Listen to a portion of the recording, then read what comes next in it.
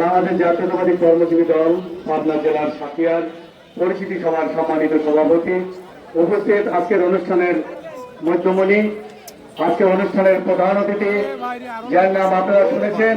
সারা বাংলাদেশে প্রত্যেক জেলায় জেলায় আপনাদের বিএনপির কাছে না থাকলেও প্রশাসনের কাছে আমাদের প্রিয় নেতা জনাব সালাউদ্দিন খান পিপিএম একটি ফোন দিলেই সারা বাংলাদেশের পুলিশ প্রশাসন কেঁপে ওঠে।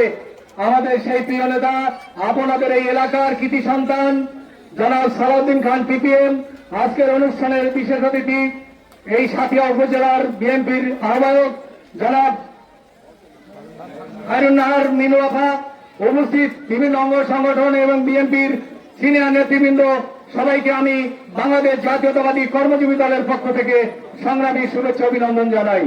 বক্তব্য দেওয়ার কিছু নাই, আমি শুধু দেখতে এসেছি পরিচিতি সভা।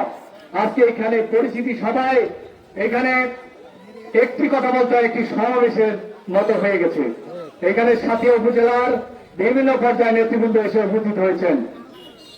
আপনারা কি চান একজন যোগ্য নেতা এই 25 বছরে এই সাথিয়ায় আপনারা অবহেলিত ছিলেন? 18 বছর এই আওয়ামী হায়নার আর 5 বছর বিএনপি ক্ষমতায় থাকতে এখানে আমাদের বিএনপির প্রতিনিধি ছিল না। আজকে সালাউদ্দিন সাহেবকে জাতীয়তাবাদী দল জনাব তারেক রহমান জাতীয় নির্বাহী কমিটির সদস্য করে এখানে পাঠিয়েছেন। আপনাদের মনে রাখতে হবে, যদি সালাউদ্দিন সাহেব এখান থেকে এমপি হতে পারেন, তাহলে আপনাদের যেসব কথা মতো এখানে বলেছেন, নদী সংস্কার, কৃষক সংস্কার, যত সংস্কার আছে ইনশাআল্লাহ এই সালাউদ্দিন সাহেবের মধ্যেই আমরা সেটা পাব। আমি আশ্বাস করতে চাই, এখানে বিএনপির সব সিনিয়র নেতৃবৃন্দ আছেন।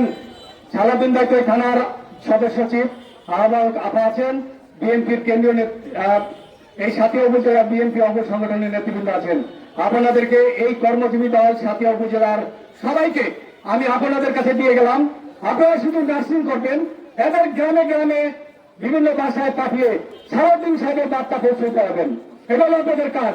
কর্মজীবী দলের একটাই কাজ, সেটা হলো আমার সভাপতি তার নিজের এলাকায় সে যাতে বিভিন্নভাবে এই ধানের মার্কা নিয়ে যোগ করতে পারে, সেই কাজটি আপনাদের করতে হবে।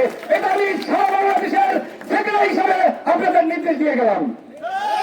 সারাদিন একজন ভালো লোক, তাকে সবার মাঝে সবার কাছে যেতে হবে।